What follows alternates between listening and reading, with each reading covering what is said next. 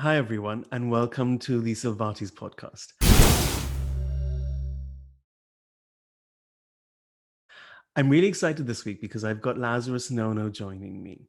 Now, Lazarus is one of those people who've been in practice since 1997.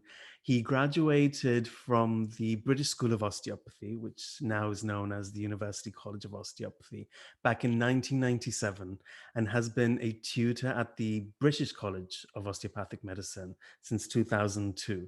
So he's going to bring a wealth of knowledge to the podcast today. I'm really excited to learn more about his dance background and where he thinks the profession is going to be going, hopefully very soon. So thank you so much for joining me today, Lazarus. Good morning. Thank you for inviting me. It's really kind of you. Such complimentary statements. Maybe I deserve them, maybe not. Who knows? We will see as this interview goes along. I should write your bio for your website or something. Well, I will keep you to that. So there we are. You've just created a job now for yourself. Fantastic. And it's very true. You know, you've been in practice for such a long period of time. And to me, that just speaks volumes about, you know, the breadth of and the depth of the knowledge you've acquired and how much of that you passed down as a tutor when I was a student. I wonder if you can tell me a bit more about your background. So I went to classical ballet school, and I was sort of going down the sort of road where I was going to become a dancer. And I was very passionate about becoming a dancer. I loved it. But sadly, I injured both my knees. So I damaged the meniscus in both of the knees. And that sort of prevented me from dancing. And I saw lots of different medical people who kept saying to me, take it easy. Now, as a dancer, what does that mean, take it easy? I don't know. So I kept sort of modifying my class, but it just got worse. And after each class, my knees would be really sore, but I tolerated it and I kept dancing, but it got worse. So finally, I went to the dance center on Harley Street, and the physiotherapist was about to give me stretching exercises for the posterior leg musculature. And I remember I said to her, should I be doing this? What's your opinion? And she said to me, well, if you really want my opinion, I think she may have been feeling quite brave on that day, you should give up. And I said, okay, you know, that's how much pain I was in. And I walked out of the dance as a clinic and thought, wow, what am I going to do now? You know, that sudden realization that you're not a dancer anymore. So this identification of who you are as a person, is it your job or are you more than your job? But at that time, I was definitely my job. So that's how I decided perhaps what I would do is train either to become a physiotherapist or a osteopath to treat dancers and get a better understanding. That's what I thought. So therefore, I applied for physiotherapy. I applied for osteopathy. I got a place at the British College of Osteopathy, the British College of Osteopathy, and that's where my journey started. And I imagine, and you talked about the identification. I think that's so important because I think that's how a lot of people, not just even dancers, but a lot of people identify with their profession rather than identify with them as a person. I suppose my question is, how often do you think that happens in the professional dance world where you know you have an injury or you're not able to dance for whatever reason and your entire world just changes? From my humble opinion, I think quite often, because one usually starts very young, and it's something that you do a lot of, and especially with musicians, they really do identify as being a musician. You know, they have this, well, they have different voices, they have their own voice, they have their musical voice, and then they have that tactile impact with the instrument every single day. So every single day, you are touching this wooden instrument, brass instrument, or using your voice. And then if you can't do that, then you've lost a part of yourself. You've lost two parts of yourself. You've lost that intimate relationship with your instrument. And you've also lost that vocabulary that you use all the time. So let's say that you play a string instrument.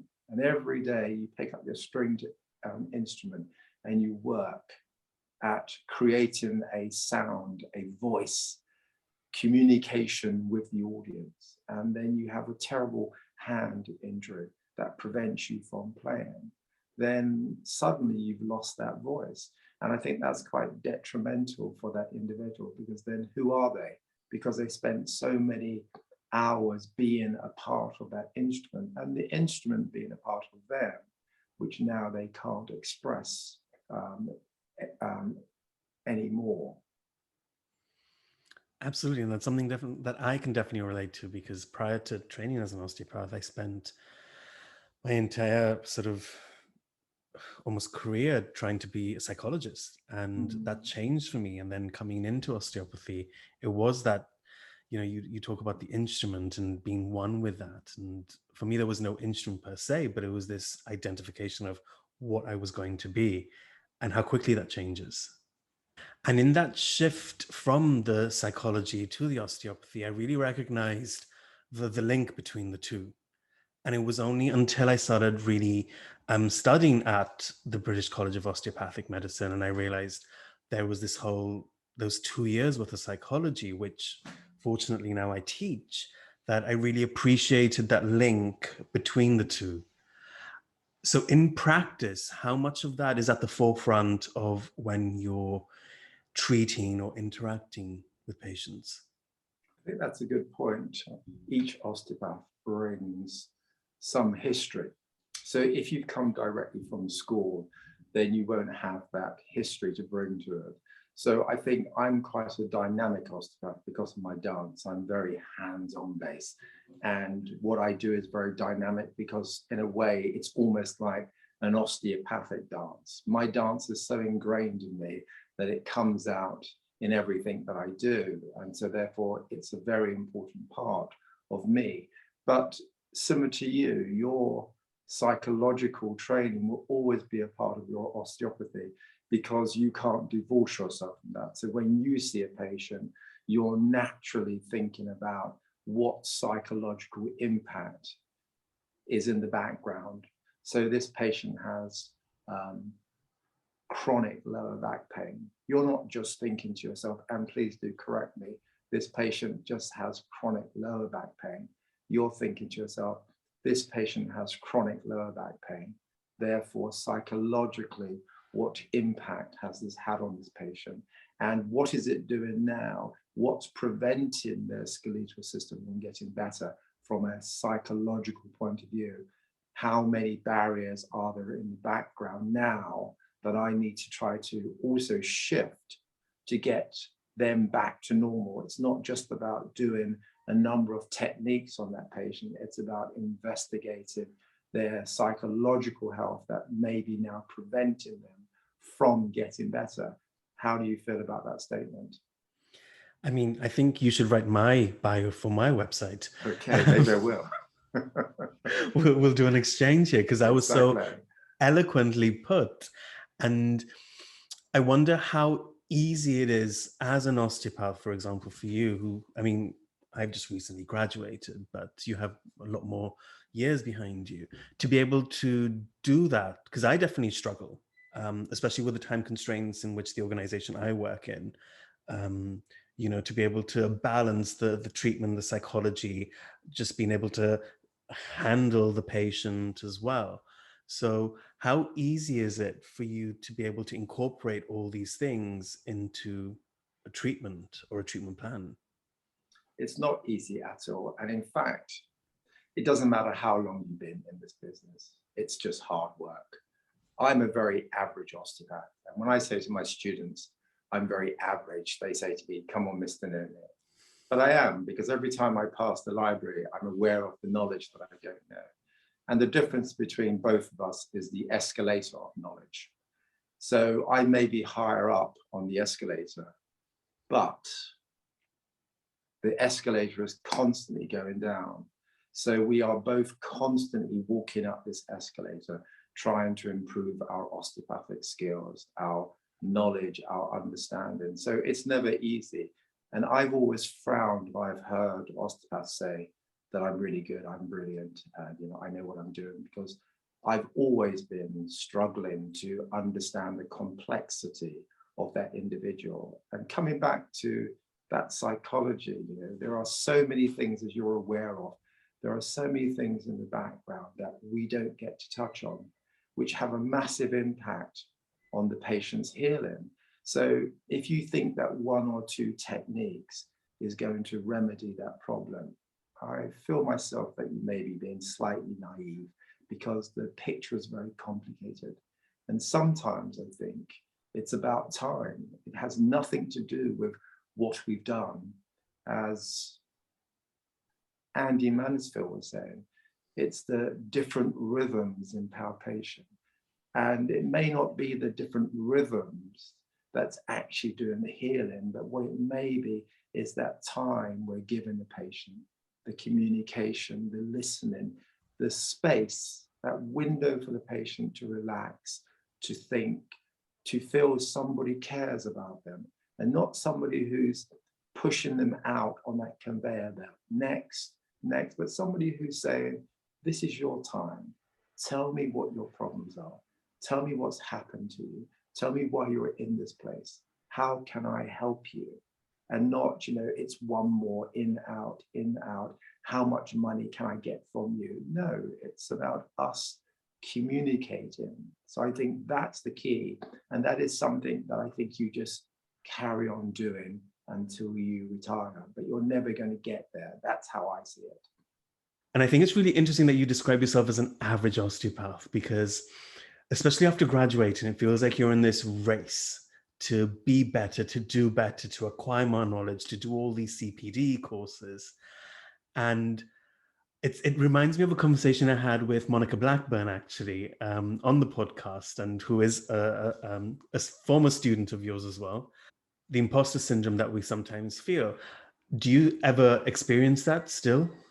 All the time. All the time. You always feel to yourself, am I doing the right things? So can I justify what I'm doing? And I mean, I always write my aim. What is it I'm trying to achieve? Just to keep me on the straight and narrow. I think when you graduate, you are under the impression that you need to go out there and learn different skills. But osteopathy isn't about adding things to. Andrew Taylor Still said that the more you add to osteopathy, the more you lose of osteopathy. And I think that perhaps it's my dance background. As a dancer, you come back to your foundation constantly. You constantly come back and look at your foundation, improve your techniques, polish them. Because what you're really looking for is communication.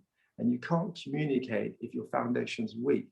So if you're not spending time reading osteopathy, the philosophical background of osteopathy, then are you practicing as an osteopath? That's your question. I mean, I spent all my time since I've graduated constantly coming back to osteopathy, constantly asking myself about osteopathy. When I did my master's in performing arts medicine at UCL, University College of London, I didn't do the course thinking I'm going to become something else. I did the course because I wanted to understand the performing artist from an osteopathic point of view. So I always had in the background my osteopathic foundation. So when I treat a performing artist, I'm treating them from an osteopathic point of view and not as a performing artist medicine base. That's my title, but I'm still an osteopath. So I'm always constantly trying to improve my osteopathic platform, my foundation. And that just means coming back to it all the time, coming back, rereading. And what's amazing is rereading your basic stuff makes things click. You suddenly think, oh, right. So therefore, so for example, if you're thinking about the upper thoracic spine and you're reading the anatomy and you're thinking about the sort of pathology in that area, and then you're starting to think, so osteopathically, what am I trying to have an impact on? That's because you've come back to your foundation. Now, if you're just thinking about, maybe I should do a taping course, maybe I should do some dry needling, maybe I should do some rehab, you're just adding stuff. But in a way, are you doing justice to the things that you've added? So when you're doing dry needling, do you understand dry needling, or are you just placing these needles and sort of convincing yourself that this is the right thing? It may be helpful, it's a tool, but could you do something else that uses your osteopathic tools instead? That would be my question. And I'm not condemning anybody, so I'm not saying that you should do it. All I'm saying is, in my opinion, before you reach for another tool, maybe you need to look at your osteopathic tools and the principles and think, what is it about these tools that I don't feel I can use? Maybe that's a question as one should ask. And that brings me back to something you said earlier about what is your aim of treatment. And as a student, you would say it continuously. And as a student receiving it, I was completely perplexed. And so there were times where I was like, I don't know. But now treating and practicing, your voice is in my head, Lazarus. Every time I'm stuck, I'm like, well, what is my aim? And then I always go back to that foundation. I always go back to the core principle of what am I trying to achieve? So know that you're in my head constantly now. Thank you. And as you were saying, so for example, when you're dealing with a senior patient, you're looking at multiple joints that have structural change. Now, if you haven't acknowledged that, you can't change that structure. You have osteophytic formation. So if you spend your time just mobilizing an arthritic knee, you will create more chaos because it's bone on bone. But the moment you start to think about that person, let's call this person Mrs. Smith. What do I need Mrs. Smith to be able to do? And the answer is very simple. Live her life and function as much as she can do. So I need to lean in that direction. And anything that I can do as an osteopath to help her day, I'm winning. So it's no good just looking at this arthritic knees. It's looking at her. If the hands look problematic, then I think if I could do some work on the hands, will that help her to express herself, as in picking up things, cooking, reading, dressing? If there's a limp and it's bony change, how can I help the body to adjust around that bony change and not just treat the knee? That's not what we do as osteopaths. What I feel we do as osteopaths is we treat the person. And it's very easy to say that, especially now. I meet lots of osteopaths who talk about treating the person, but when you watch them, they're just treating the pain instead of asking themselves the simple questions. How can I help this individual to function on a day-to-day basis? And that's not saying to yourself, I need to heal this person. That's just accepting the things you cannot change and working with the things that you can change. As Andrew Taylor Still said, anybody can find disease. Our job as an osteopath is to find health within that tissue. So if I have an arthritic elbow that only moves 10%, can I find health in the rest of the body? And if so, then that's what I feel I need to work on, and not spend my time trying to work on something that has lost most of its movement. Yeah, and I think that's such a salient point that sometimes I forget. And if I forget, I'm sure other people forget it too, is not being too focused on one thing and just broaden your viewpoint a little bit more. And especially when you go into private practice and you're working as a sole practitioner, I think it's the interaction we get from from other osteopaths is something that I miss a lot. And that's such a salient point because sometimes we can get too narrow and too focused on one area and we forget the bigger perspective, the big picture. Speaking of that, then coming back to, you mentioned you did this qualification in performing arts medicine. Is your approach any different when you treat dancers than you would a layperson, for example? No, because all I'm doing there is seeking to allow them to express their art. And so I'm still looking at the whole body. So I meet osteopaths who say that they don't need to look at the whole body. Well, maybe there's a good possibility and I will accept it. Maybe I'm still very naive. Maybe I'm not very good at my job, but I am still doing the basics. I still do a standing examination. I look at the patient. I say to the body, I ask the patient to undress down to her underwear, because that's important. One's constantly seeing now in the profession this thing about, oh, you shouldn't ask the patient to undress. You should be Superman, look through their clothes, which is a complete nonsense. And I constantly look at the body and I say to the body, tell me something. What's wrong with you? What's not working? How can I help you? And then I say to the body, show me. And I ask them to move. Simple principles. And based on what I see and how they move tells me what I should look at next. And then when I look at that area, I'm listening to the body. And if the body says to me, yes, but this is not the area you need to look at, you need to look somewhere else, then I will look somewhere else and not get fixated on the pain. The pain is there for a reason. Coming back to psychology, as you would say, if I meet an angry person down the road, it's easy to see the expression, this person's angry. But the question is, the difficult question is, why are they angry?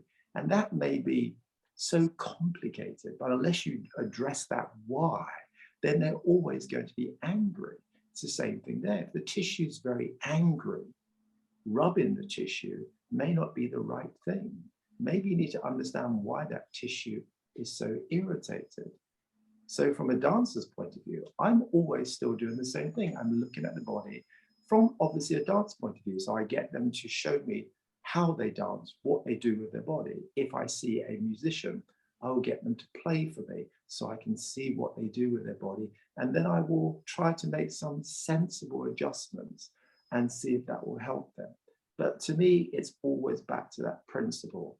Look at the patient, see what the patient's able to do, and then respond. But as Andrew said, this constant communication, this constant hand to body, and not being shy. We're getting a little bit shy, trying to do whatever we do very quickly, in and out. No, we need to create that time to think and giving the patient time. I think coming back again, we're talking about psychology, giving the patient time as a part of the healing process, giving them a space to think.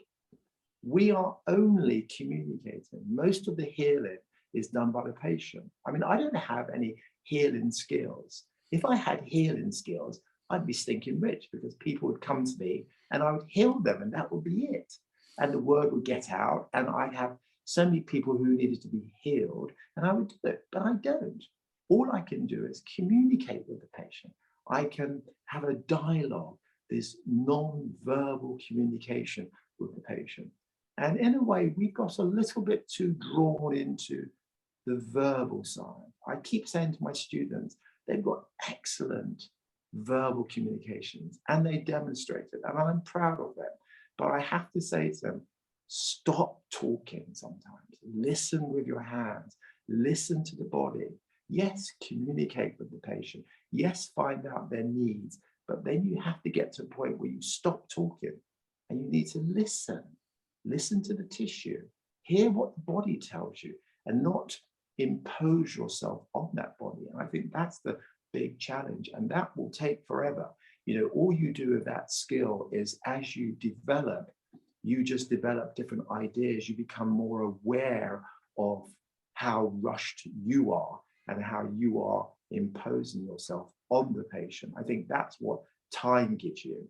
And teaching has helped me a lot, because teaching shows me even more how osteopaths can impose their thoughts on the patient. And do you think it's just time that's sort of shifted us away from things like getting the patient to undress or spending more time palpating the tissue, rather than just prescribing exercises sooner? I mean, do you think there are other factors of why that shift has happened, or what's created that shift? I think it's the politics of the business. So there's lots of people in the background who are bureaucrats who are pushing their ideas forwards, and they have no idea about osteopathy.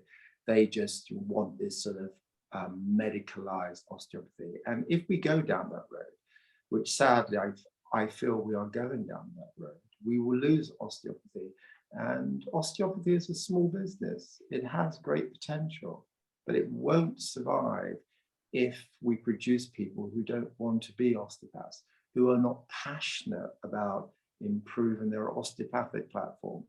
And the more graduates we create who go out there and search for add-ons, all we're doing is weakening our foundation. And eventually, when the old dinosaurs like me pass away, then the new as a generation won't be like me. They won't be pushing osteopathy. They'll be pushing some minor, physiotherapy or whatever. But I mean, maybe I'm being too harsh. Maybe I'm, sort of naive. And I don't mind, that idea. I mean, there's a good possibility that I'm very naive when it comes to this idea. But I think I've been speculating that what's going to happen is we are going to become manual medicine. And well, I mean, this is my theory, and I hope my theory is incorrect. I really do. But I feel what's going to happen is the General Osteopathic Council will no more exist. And the good question there will be, if the General Osteopathic Council doesn't exist, then what's going to happen to its assets? Will they come back to the osteopathic profession? Will that financial surplus be given back to osteopaths, or will it be given to the bureaucrats who run the General Osteopathic Council? So we'll get rid of all of those bodies, and then we'll be under one umbrella, which will be a good thing. But then what will happen is the manual medicine will be waved at us, most probably waved in a way that's saying you can still be an osteopath, but you'll be manual medicine, an osteopath, manual medicine. Then once we're under this umbrella, we'll have chiropractors, physiotherapists, all under this umbrella of manual medicine. And once we're snugly under there, then the powers to be will say, well, do we need all these names? They confuse the general public. Let's just stick to the manual medicine. Then once we're under manual medicine, then the big research machine will start saying, well, what's working, what's not working, and then we'll start cutting things down until maybe 10, 20 years time. When you look at osteopathy, what it will be is manual medicine, and not osteopathy, not chiropractor, not physiotherapy. It will be manual medicine. Now, for the physiotherapists, they may feel that's great. They've got nothing to lose. In fact, for them, that's a bonus. For chiropractors and osteopaths, that will be the end of our profession. And sadly, I think that's most probably where we're going. I mean, I do hope sincerely, hand on heart, that I'm wrong. But I feel that, as I've watched things over the last 20 years at the British College of Osteopathic Medicine changing, evolving, I see, that whisper of manual medicine even greater.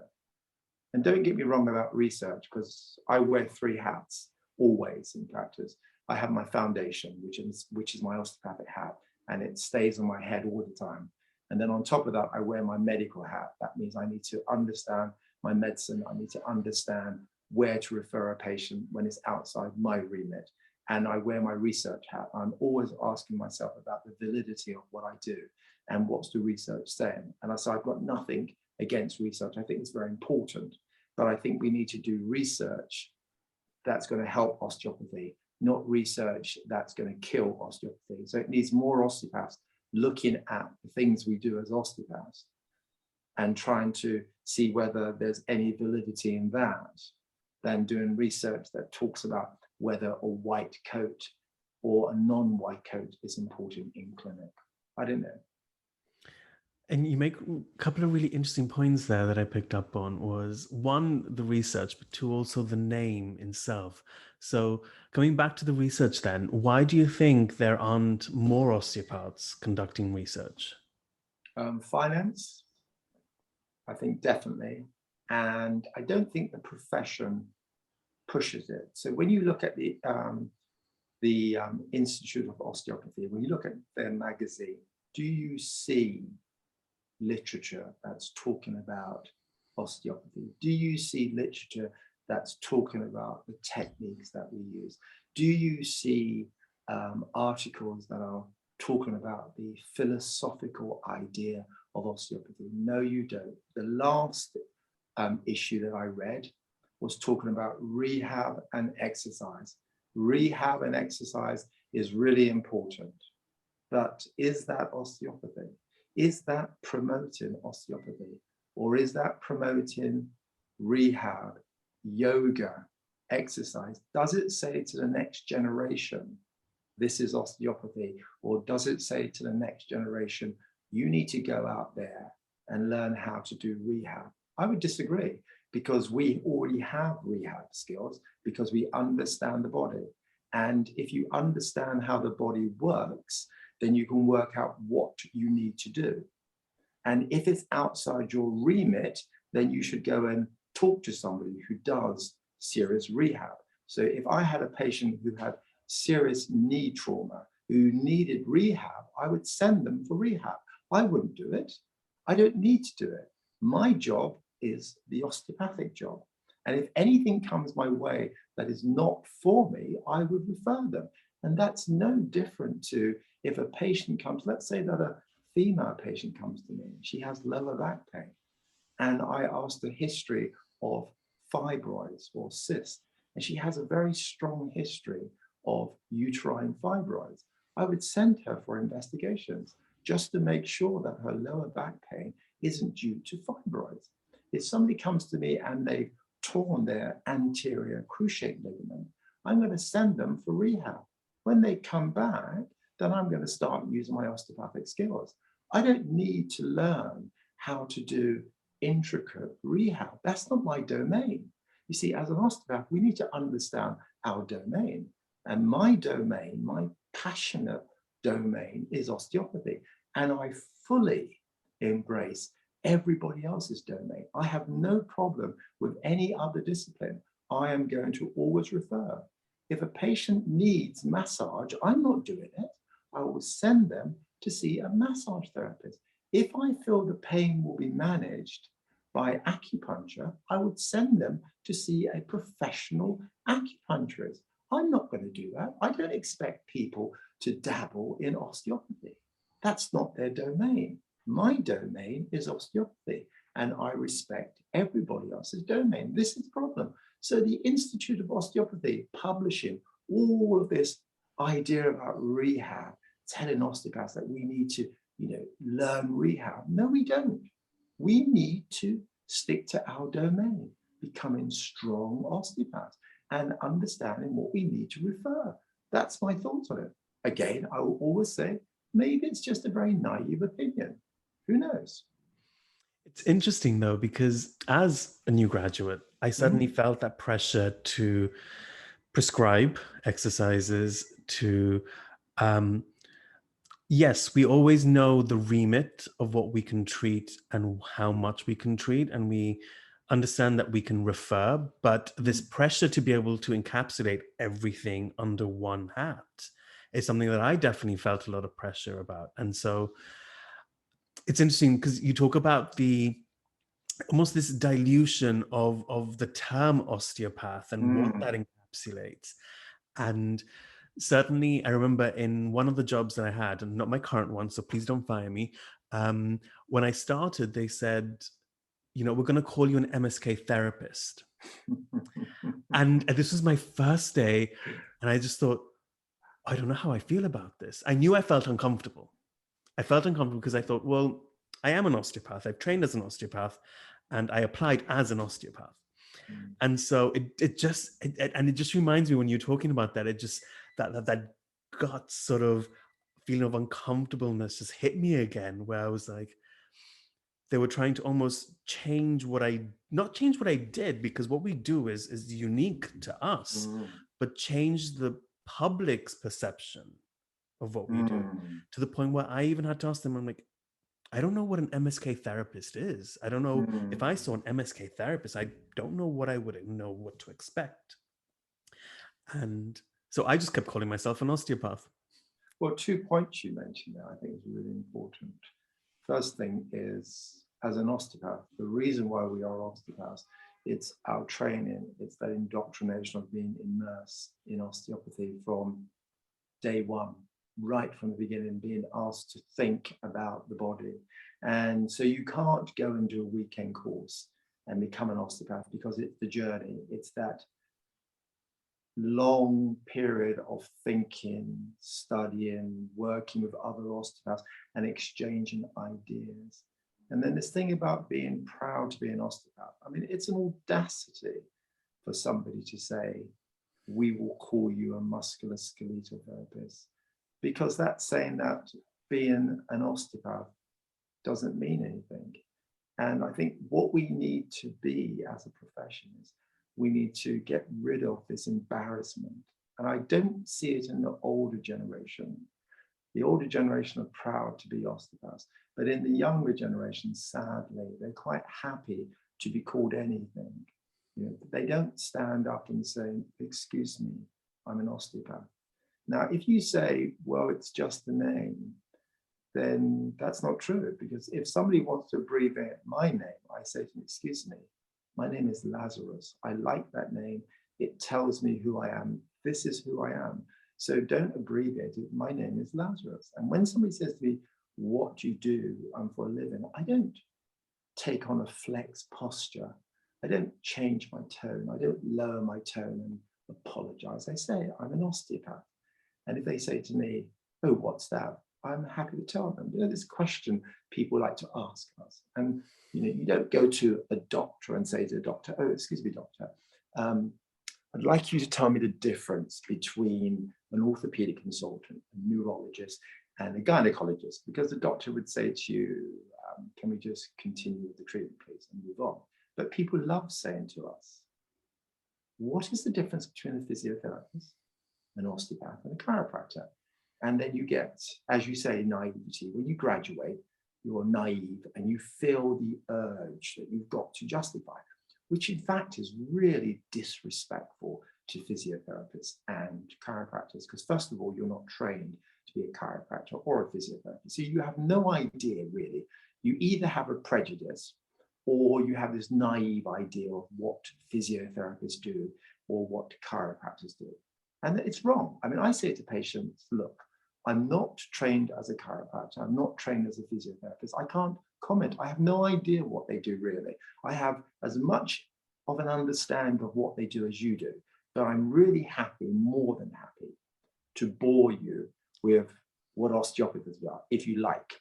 And then patients usually say to me, no, thank you. But I can talk about osteopathy until you're blue in the face, but I'm not going to start talking about chiropractor or physiotherapy, because that's not my discipline. It's rude of me to even think about it. So I think what we need to do is stand up and be proud and push the profession forward in an osteopathic diagnosis. Push the profession forwards in an osteopathic direction and just be proud. And do you think that's rooted in our knowledge of the philosophy itself? Because, and this is no sort of, criticism of my education, but when I was a student, that wasn't something that was pushed heavily.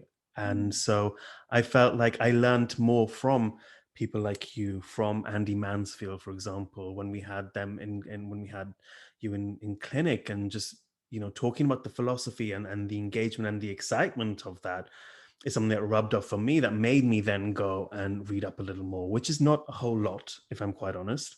But I wonder if it's rooted in understanding the history and the philosophy of the profession, which then gives you a greater appreciation, and then this being able to understand where we come from to then know where we're going, in a way.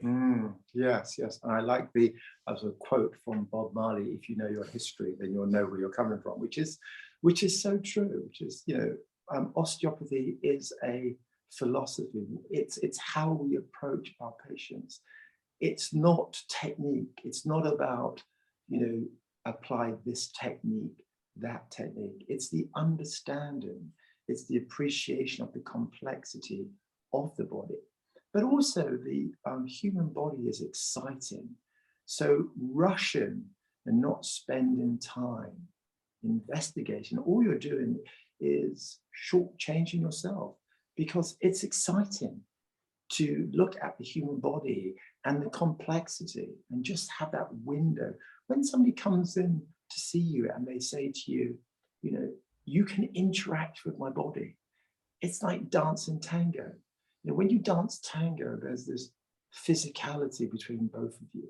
You're chest to chest, leaning into each other, and you find that central communication. And when the man moves and the female feels that pressure and she responds, and vice versa.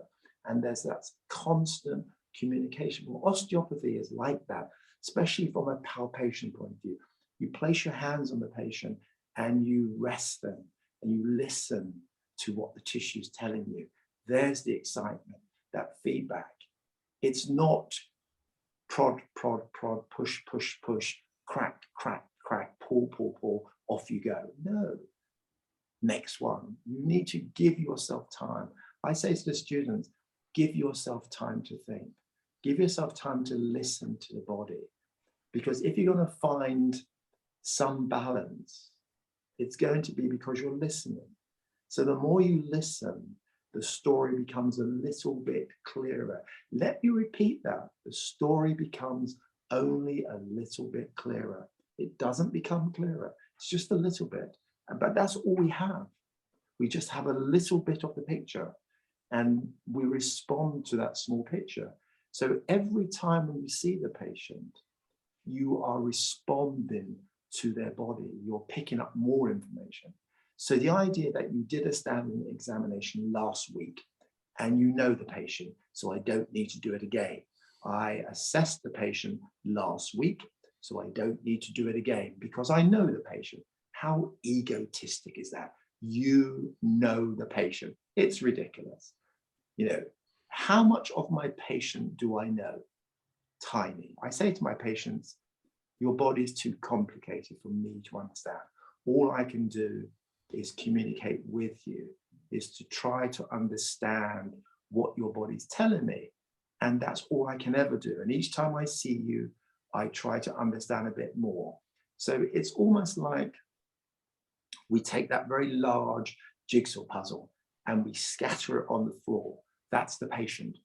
And every time they give us, and remember, they give us the opportunity, they come back and they invest time and money with us.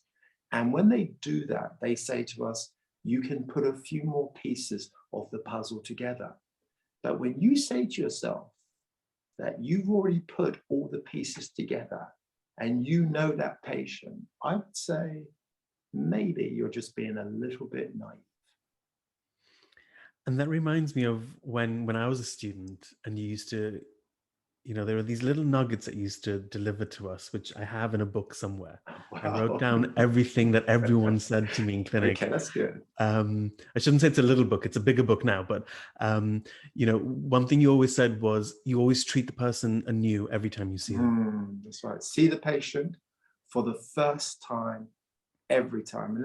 And the reason why that's so important, because you miss things all the time. Anybody who tells you they don't miss things, then obviously they're asleep. We miss things. I miss things every single day. And every time you stand back and you look at the patient for the first time, every time you think, oh my God, how did I miss that? Why did I not understand that? Why is that shoulder in that place? Did I not see that at consult?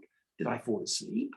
But you know, so that's the reason why it's so important. And let's say there is pathology that should have been referred. I feel that you're most probably more likely to spot it because you're always standing back, looking and thinking. Audrey Smith, who was the vice principal at the British College of Osteopathy, used to say that when you've reached your diagnosis, then you stop thinking. And if you can hold back as long as possible, then it makes you constantly question. And that's what we should be doing. If you're seeing a patient for 10 treatments and they're not and they're not getting better, then you should be thinking to yourself, what have I missed? What am I overlooking? And this other idea of blaming the patient. The patient's not getting better because they are lazy, because they don't do the exercise.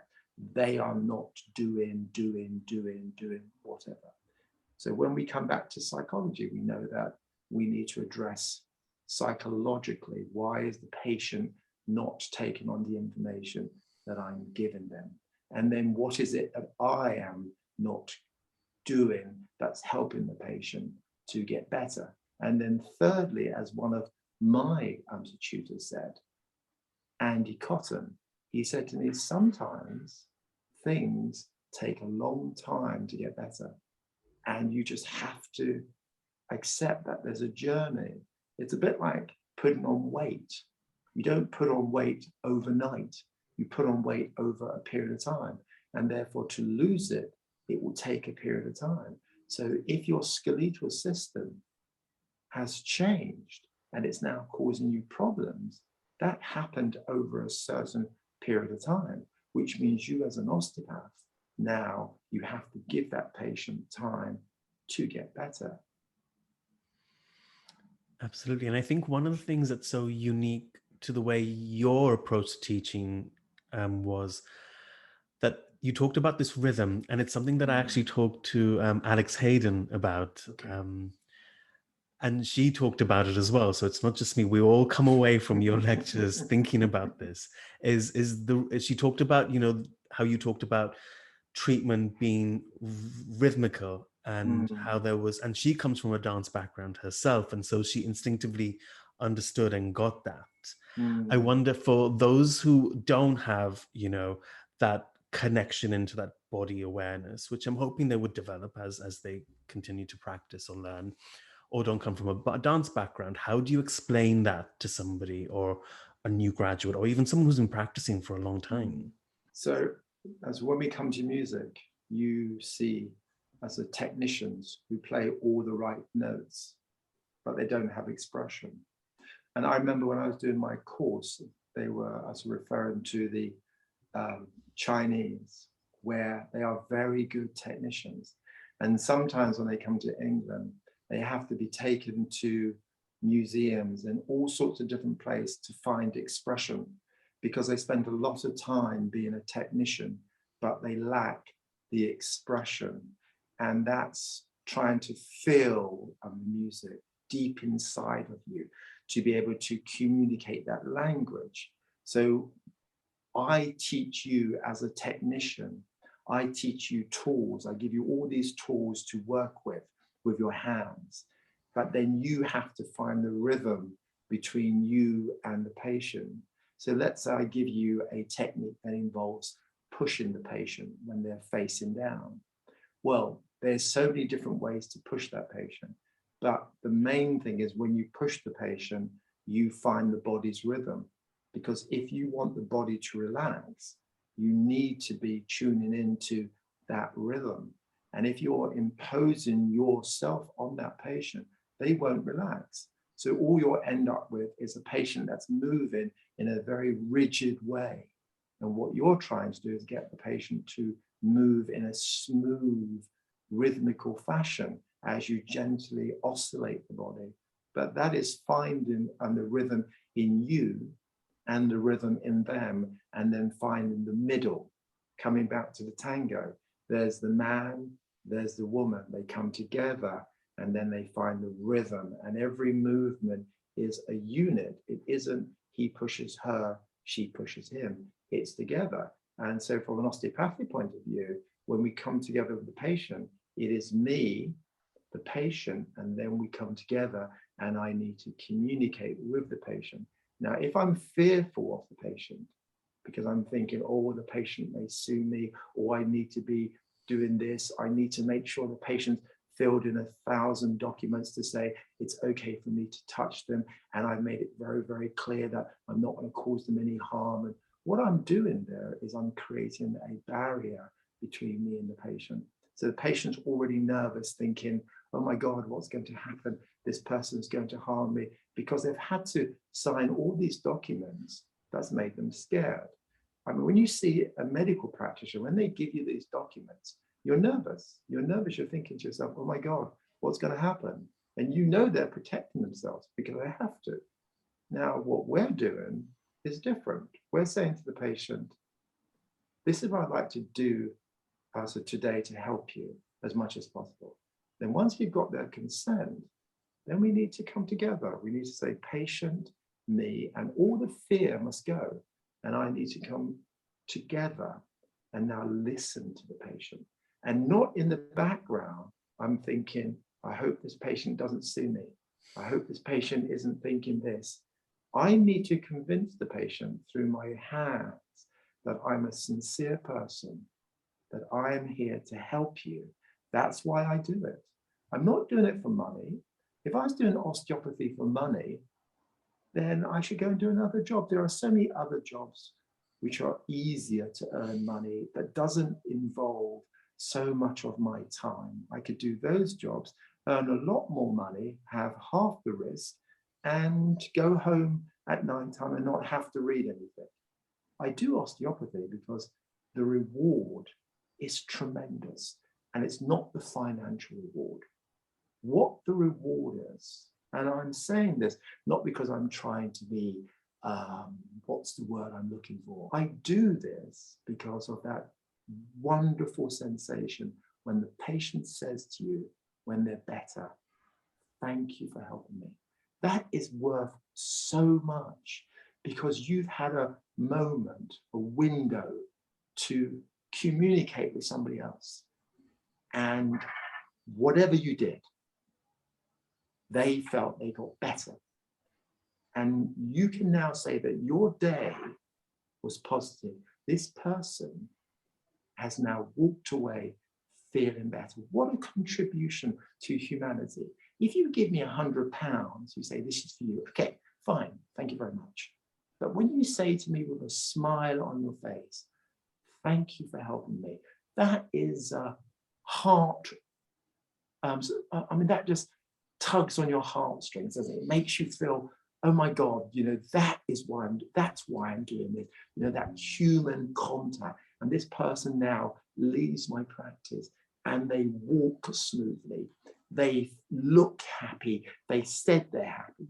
That's the key, not 60, 70, 80 pounds, whatever. And I wonder, whilst you're at the British School of Osteopathy, who were the lecturers or tutors that influenced you there? Oh, so many. I mean, so many. I'd have to say thank you to all of the lecturers that participated in my education. They all helped me. They all pushed me in the direction.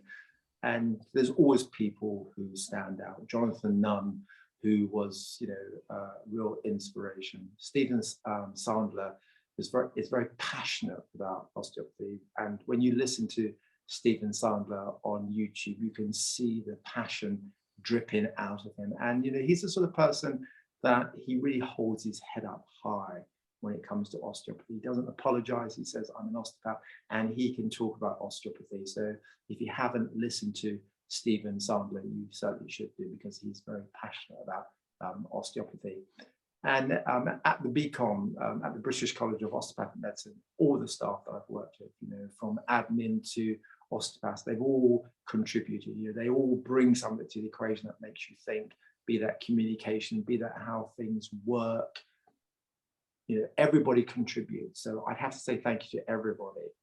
But I mean, Stephen Tyman, who taught osteopathic concepts at the British School of Osteopathy, I mean, I still read his notes. I mean, there were 16 lectures, long philosophical ideas, but they really do make you think about osteopathy. He's published lots of papers that you can find on Google Scholar.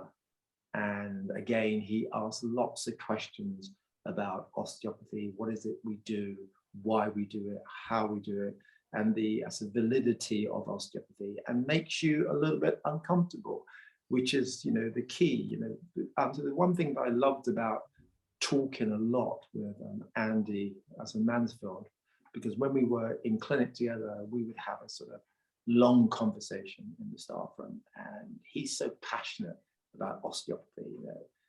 Again, that's a person that you have a conversation and it leaves you with tingles down your spine. You just think, yes, there's other people out there that think like me. I'm not a dinosaur. I'm not this crazy person who's got stuck, who's procrastinating on this idea of osteopathy. And you speak to other people who really are passionate, who really stand up and say, hey, I'm not embarrassed about being an osteopath. I'm an osteopath. And then they start talking about osteopathy and they talk about how they treat. And that's just so stimulating.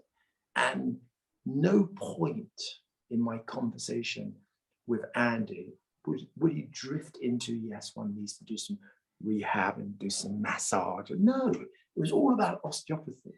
And that's the exciting thing. So people like that are really stimulating and really make you think. Jonathan Nunn was like that. Jonathan Nunn would talk to you about osteopathy and he would help you to become an osteopath. And I think that's what we've got to remember, graduates. When you graduate, you're just at the beginning of your journey and you need to spend time. Give yourself time. You have the skills. You've been trained well. You need to give yourself the time to become an osteopath. Don't think about anything else other than becoming an osteopath, because that's where your reward will be. And that's where you'll look back in 20 years and think, yeah, I'm proud to be an osteopath. I'm really happy. And I'm glad those people who pushed me at college really hard in the direction of osteopathy did that, because now I'm beginning to find some balance, because I'm still looking for balance. You know, I'm searching for balance in the osteopathic world all the time. And that's certainly something that I got from you is the why. I remember a specific patient and I couldn't come up with a diagnosis. And, you know, you asked me why. Why is this? Why are they presenting this way?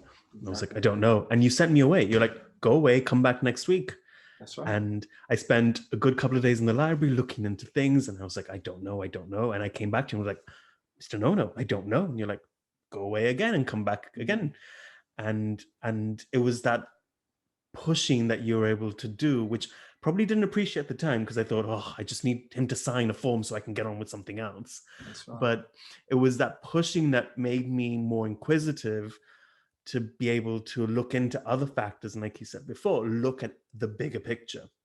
Yes. And also, as you're saying, sorry, I interrupted you, is so when you join the medical profession, which is what we are a part of, you have to be prepared to constantly improve your skills, because you have a tremendous responsibility. It takes a few moments to create chaos in somebody's life forever. And so therefore, when I sent you away to read, it wasn't necessary to come back with the right answer. It was just the act of, I need to go away and think about why. And if I don't have the answer, then I must go away and think. And not, I don't have the answer, so that's what it is. I didn't know.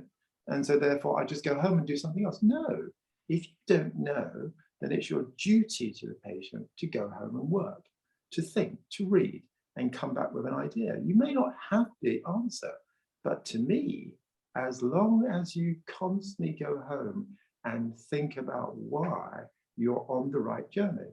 But if you just say to yourself, hands up, well, you know, you've got this chronic lower back pain. It's been with you for a long time. I don't know why you've got it, but I want to do some soft tissue and some mobilization. And who knows, maybe you'll get better, maybe not. I think you're a little lazy anyway. You don't do your exercises. That's why you're not getting better. You see, we're lost. Now, the moment I say to myself, this patient's got chronic lower back pain, what can I do about this? What sort of impact can I have on this lower back pain? What are the predisposing factors, the maintaining factors? What's the psychological aspect? Why does this patient come to me, pay me, and not get better? For the mere fact they exchange, they give me a percentage of their salary. That's what they do. And if they're willing to give me a percentage of their salary, why are they not willing to do what I think might help them?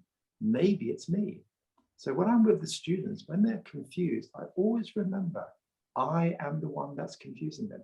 It's not because they're stupid. The way I see my students is they all have wonderful potential, great potential. They're clever, they're smart.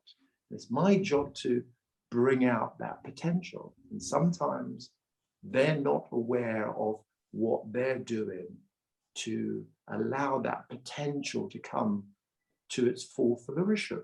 And it's my job as the tuition to push that out, to lift it, to show them. That's painful sometimes because you may want to go out with your friend and I say to you, well, you need to write this letter because the patient comes first. And you say, yes, but I've been working all week and I want to go out. And I say, yes, I understand that, but the patient comes first because they're it's your responsibility. So write the letter, please. And you get really upset with me. Or you say to me, I don't want to go home and read that research paper. And I say, you have to. You say, well, I don't want to. I say, well, you have to, because you're challenging me and I like that. And so you need to now go home, read about it, think about it, and come back and have another conversation. I'm not trying to be right.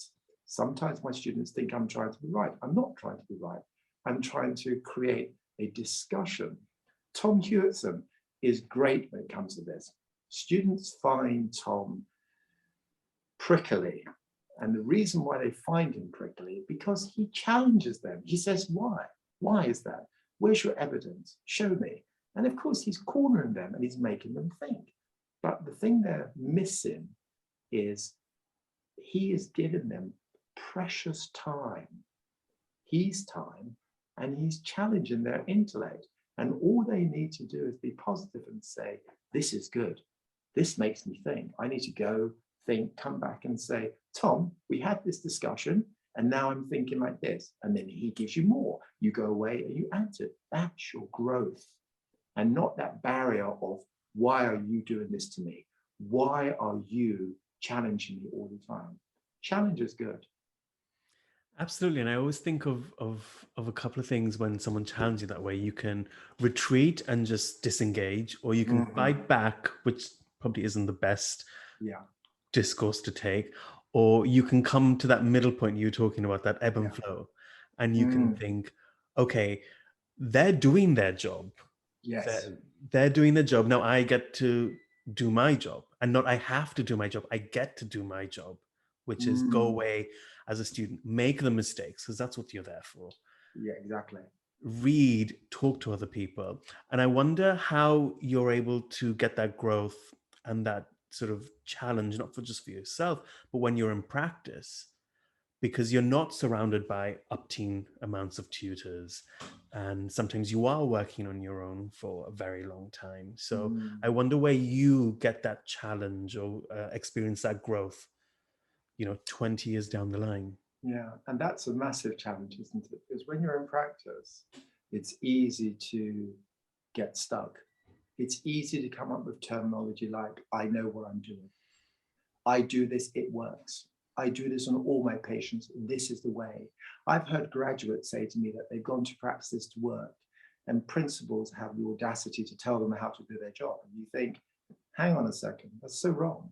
Because as the principal, your job is to further help that person to learn. It's not to tell them that what they've been taught is rubbish. It's to say to them, okay, you've been given building blocks, lots of building blocks. So now my job is to give you the opportunity to examine those building blocks, put those building blocks together in as many different ways as possible to help you to think and to grow. My job is not to come up to you and say to you, you're wrong. Every patient needs high velocity, low amplitude technique. Every patient, you should start off with some soft tissue mobilization. And if somebody's got a lower back sort of problem, that's what they've got. Treat the lower back, get on with it. That's not my job. My job as the principal of a practice is to say to the student who's just graduated, okay, now there's this new direction for you to grow, for you to do, to develop your skills. And I'm here as your springboard. I'm not here as your guide. I'm just here as a springboard. And whenever I feel you're getting lost, my job is to say, don't lose faith in osteopathy. maybe you should read a bit more about osteopathy. Maybe you should do a course where they're talking about osteopathy. Maybe you should think a little bit more about the patient and not say to you, well, the reason why you're getting lost is because you spend too long looking at the patient. You spend too long palpating. Just do something quickly. Get them in and out. Get them in and out.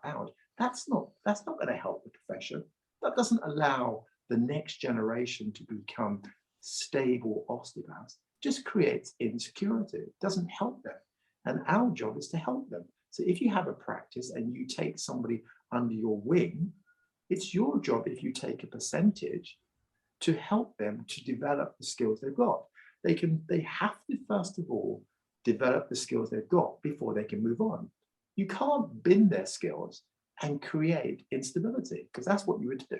If you say to a graduate, everything that you've been taught is rubbish, and now I'll teach you how to become an osteopath, all you've done is created complete chaos, because that individual now thinks, what do I do? If you say to them, you've got great skills, so now let's polish those skills. Let's bring those skills to a new level. And then when you've got those skills to a new level, then we can talk about something else. And maybe you'll come to me and start feeding me ideas, and then we can both grow together.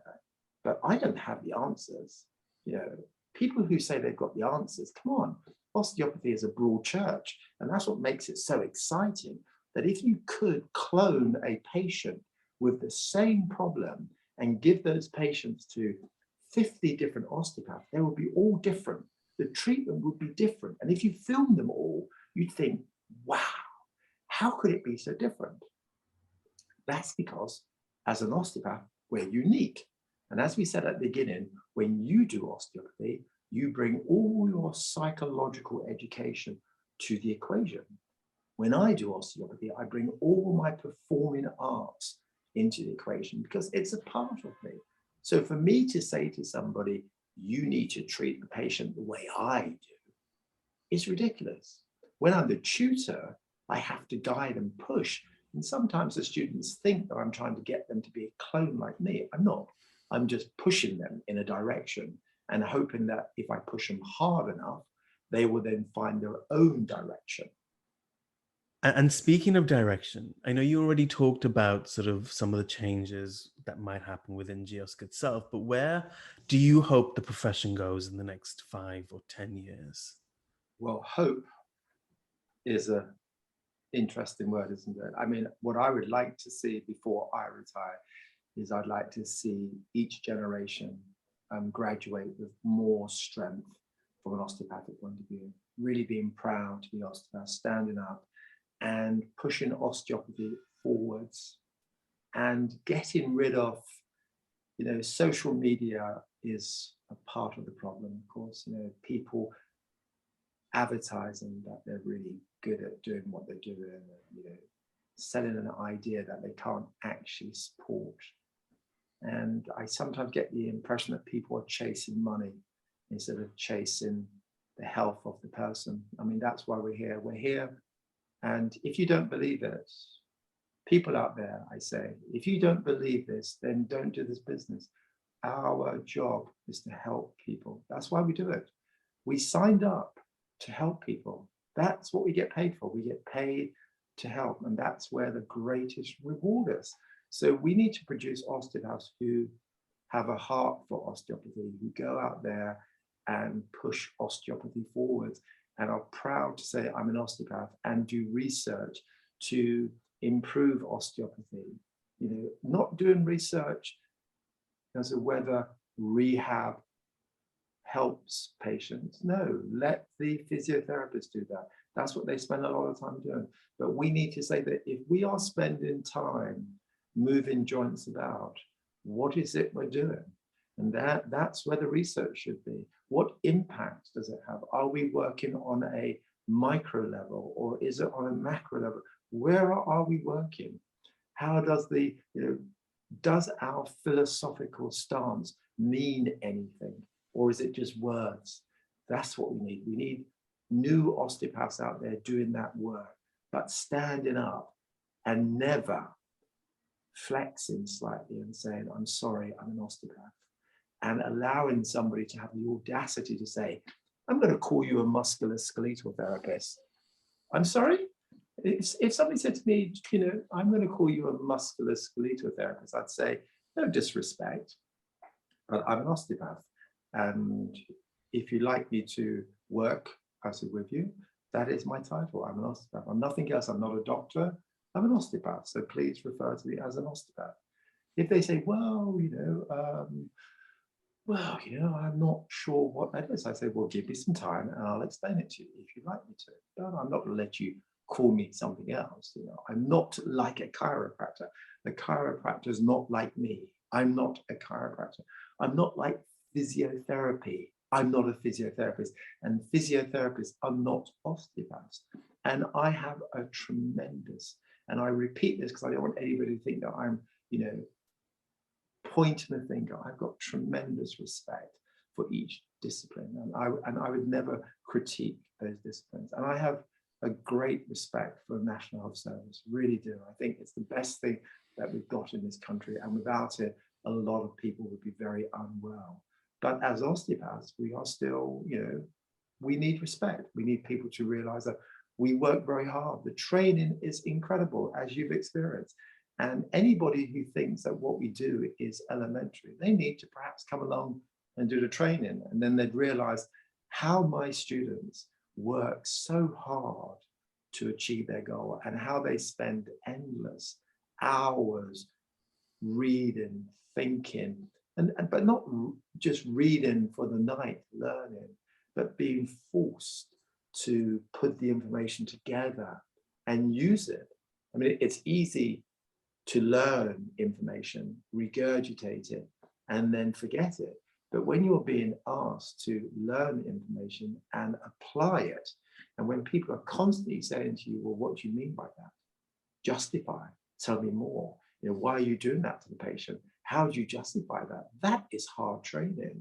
So I take my hat off all the time, although my students don't realize this, because obviously my job is to help them to move forward. But every day I take my hat off to my students and I say, well done, you're working hard. And I push them, as you know, I'm hard and I push them hard because I want the best. I don't want them to graduate as okay. I want them to be the best they can possibly be. And I think you would agree. That's what our job is, isn't it? Is to make sure that each generation can be the best they can be. And when they go into practice, they can then work at being the best they can be as osteopaths. And so you talk a lot about being a tutor and pushing your students. And having been a previous student, obviously I have a little bit of a bias, but why do you think, people should come to the British College of Osteopathic Medicine? Okay.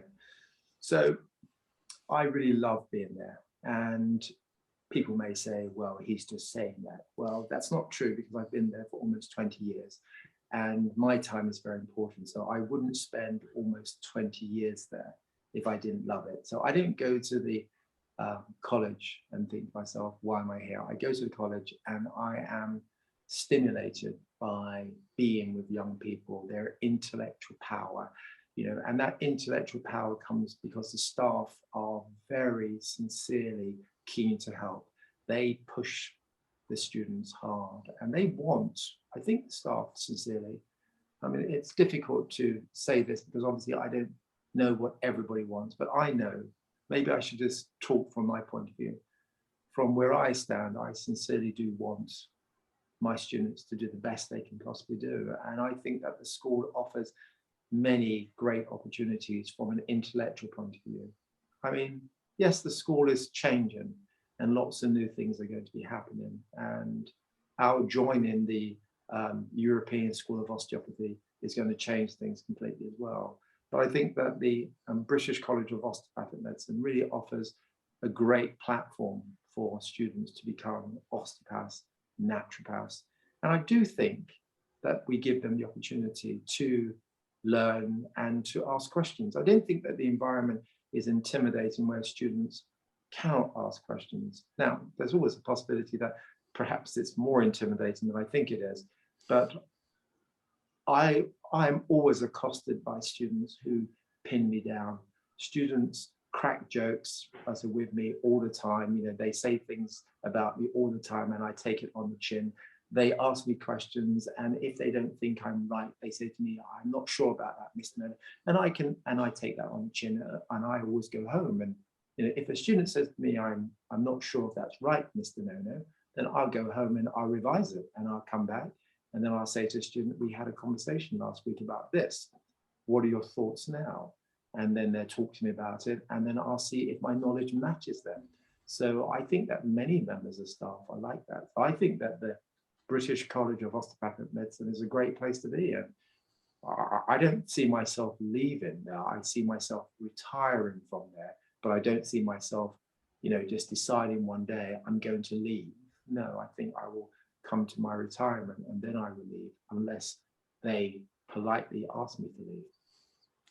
And for the sake of future students coming in, I hope that doesn't happen for a very long time. Oh, that's very sweet. Thank you very much. But I just want to thank you for your time today. It's been a pleasure just to be able to reconnect with you in this way, having been a student, to being a graduate, to being a colleague. And, we don't work on the same days at the college. So it's been such a pleasure to be able to sit and have this kind of conversation, which I hope everyone, and I know everyone, will resonate with.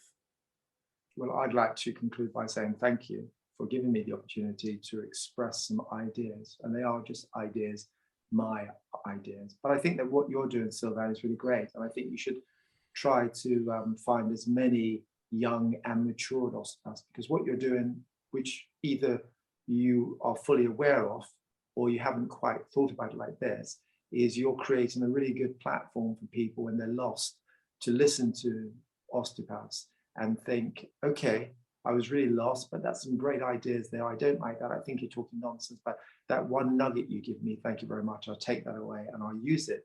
And so the more osteopaths you interview, and because it's a modern thing you're doing, I think you're creating a great platform for people to come back and listen to and grow and realize that there is a lot to the profession. And there's lots of people who are like them, who feel insecure or who don't have the answers, who have days where they're lost and think, what am I really doing here?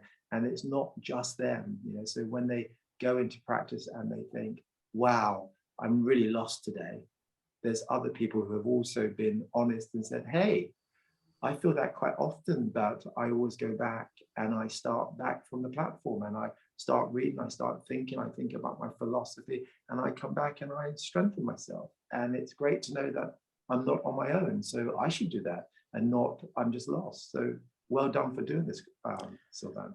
Thanks. And I often listen back to some of these episodes. Like I listened back to Andy's episode that was published a while ago. And, and there are things that you take from each episode that you forget about, and then you get reintroduced to it, or you relearn things, or reminds you of things, and it sort of gives you that little bit of a boost. Yeah, exactly. Yes. Great. So thank you so much. And I'll no doubt see you very soon.